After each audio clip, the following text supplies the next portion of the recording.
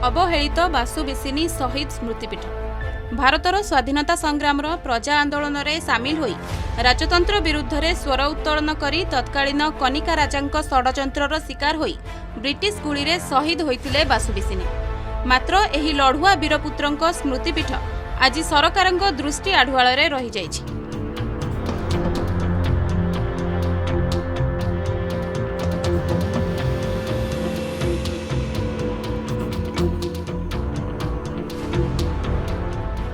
1922 मसीहा अप्रैल 23 तारीख महात्मा गांधी और गोपबंधु प्रेरणा अनुप्राणित होई संग्रामी आनंद जेना आह्वान रे तत्कालीन अत्याचारी कनिका राजा विरुद्ध रे स्वर उठाइथिले बासुबिसिनी।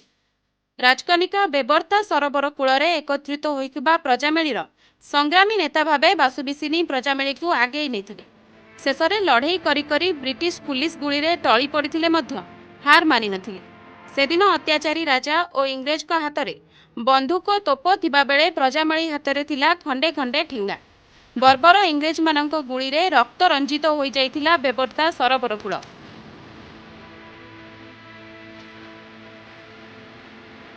सेतबे जो प्रजा विद्रोह चलता प्रजा विद्रोह अभियोग पतरपुर दुई जन आसामी को गिरफ करने पुलिस जाइतिला पुलिस हाथ पतरपुर छड़े नहीं आसामी मानू तारी प्रतिक्रिया तत्कालीन पुलिस सुपरिटेडेंट राय बहादुर श्रीकृष्ण महापात्र जहाँ ना जगतसिंहपुर हाट हो श्रीकृष्ण हाट से श्रीकृष्ण महापात्र सदल बड़े पुलिस फोर्स नहीं कि आसिले राजकनिकार पतरपुर अभिमुखे जे पतरपुर जाकि गिरफ करने जो मैंने आसामी की छड़े नहीं से गला बेलू ठीक आयतन पास कर गला बेलू से देखिले महादेड़िया पर जोटा कि मेघपुर जोरल मध्यवर्ती जो बेबर्ता सरोवर था जोटा कि आज दिन में तार नामकरण हो बेबर्ता शहीद सरोवर से सब बहुत लोक जमायत होती प्रजा मैंने देखिकी हाथी पर जाऊा श्रीकृष्ण महापात्र पुलिस फोर्स पुणी फेरिला बेले आयतन गाँव में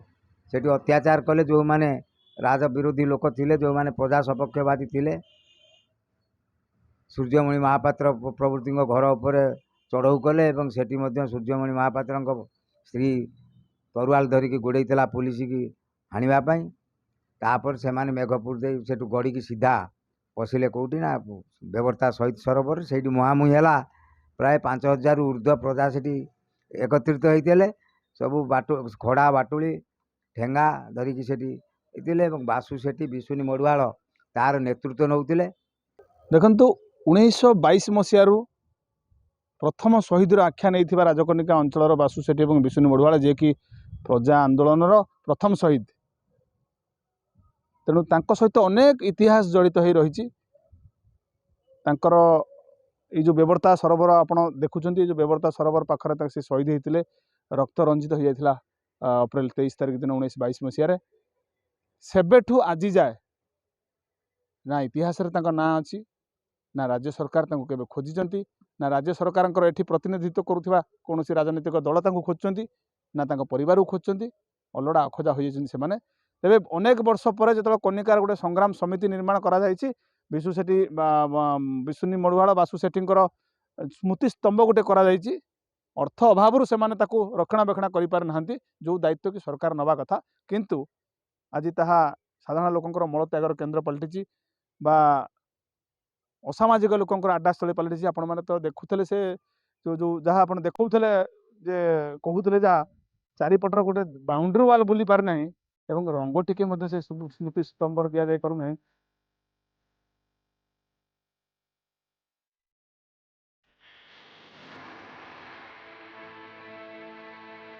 स्वाधीनता संग्राम रे झास देइथिबा एही कनिकार दुई वीर स्वाधीनतार स्वाद चाखी पारि नथिले। बासुबिसिनी इंग्रेज मानक गुली रे शहीद होइथिबा बेले अत्याचारी कनिका राजांको जुलम भୟରେ संग्रामी नेता आनंद जेना निज भिटामाटी छाड़ी चली जाइथिले। तेबे एही दुई कनिका वीर आज भी सरकारंको दृष्टि आढ़ुआल रे रही जाइथिबा विडंबनार विषय पलटिछि। दीर्घ वर्ष परे कनिका अंचल रे शहीद मानक नाम रे एक अनुष्ठान गठन करी शहीद मानक उद्देश्य रे एक स्मृति स्तंभ निर्माण करा जाइथिला। मात्र अर्थ और सरकारी प्रोत्साहन अभाव धीरे धीरे शहीद स्मृतिपीठर रक्षणाबेक्षण अवहेलित हो पड़ी। शहीद स्मृति स्तंभर रक्षणाबेक्षण तो दूरर कथा टिके चून मारिबा भी असंभव हो जाइछि। ଏହି ଶହୀଦ ସ୍ମୃତିପୀଠ ଏବେ ଅସାମାଜିକ ଲୋକଙ୍କର ଆଡ୍ଡାସ୍ଥଳୀ ପାଲଟିଥିବା ବେଳେ ସ୍ଥାନୀୟ କିଛି ଲୋକଙ୍କର ଗୋରୁଗାଈ ଚରାଇବାର କେନ୍ଦ୍ର ପାଲଟିଥିବା ଶହୀଦ ପ୍ରେମୀମାନଙ୍କୁ ବ୍ୟଥିତ କରିଛି। କେବଳ ସ୍ଥାନୀୟ କିଛି ଲୋକଙ୍କ ଦ୍ୱାରା ସବୁ ବର୍ଷ ଅପ୍ରେଲ 23 ତାରିଖକୁ ମନେ ପକାଇ ଶହୀଦ ସ୍ମୃତିପୀଠରେ ପୁଷ୍ପମାଲ୍ୟ ଦେଇ ଶହୀଦମାନଙ୍କ ଉଦ୍ଦେଶ୍ୟରେ ଶ୍ରଦ୍ଧାଞ୍ଜଳି ଅର୍ପଣ କରାଯାଉଛି।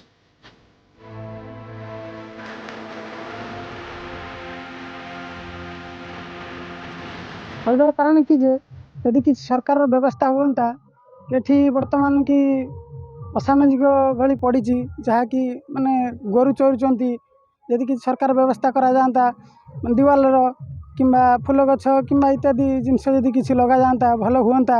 ବହୁ ଲୋକ ବି ଆସିକି ଦେଖନ୍ତେ କି ପ୍ରଥମେ କନିକାର ବୀର ସନ୍ତାନ ବାସୁ ସେଠୀ ଏବଂ ବିଷ୍ଣୁ ମଢୁଆଳ ଦେଶ ପାଇଁ ଜୀବନ ଦେଇଥିଲେ। ତାଙ୍କ ପାଇଁ ଆଜି କିଛି ବି ଅବଦାନ ଲୋକମାନଙ୍କର ନାହିଁ କି ସରକାରର କିଛି ନାହିଁ। ଯଦି ସରକାର କିଛି ସହାୟତା କରନ୍ତେ ଏ ଜାଗାଟା ଆଉ ଟିକେ ଉନ୍ନତି ହେଇଯାଆନ୍ତା। ଆମର ଏଠି ଶହୀଦ ପୀଠ ବାସୁ ସେଠୀ ବିଷ୍ଣୁ ମଢୁଆଳ ଏଠି ପ୍ରାଣବଳି ଦେଇଥିଲେ ବ୍ରିଟିଶ ଗୁଳିରେ। ଇଏ ବହୁତ ଅବହେଳିତ ଭାବରେ ପଡ଼ିକି ରହିଛି।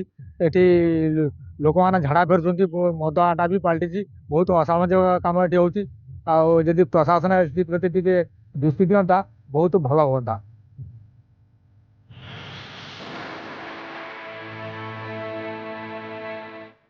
ତେବେ ଏନେଇ ନା କିଛି ଖବର ଅଛି ରାଜ୍ୟ ସରକାରଙ୍କ ପାଖରେ ନା ଜିଲ୍ଲା ପ୍ରଶାସନ ପାଖରେ।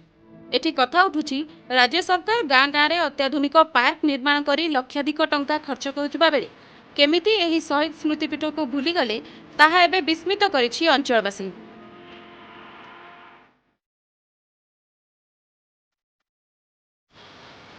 ବ୍ରିଟିଶ ପୋଲିସ ଗୁଳିରେ 1922 ମସିହା ଏପ୍ରିଲ 23 ତାରିଖରେ ଶହୀଦ ହୋଇଥିବା ଏହି ଅଞ୍ଚଳର ବାସୁ ସେଠୀ ଓ ବିଶୁନି ମଢୁଆଳଙ୍କର ଶହୀଦ ପୀଠ ମେଘପୁର ଓ ଜୋରଳ ମଧ୍ୟବର୍ତ୍ତୀ ବେବର୍ତ୍ତା ଶହୀଦ ସରୋବର କୂଳରେ ଅବସ୍ଥିତ।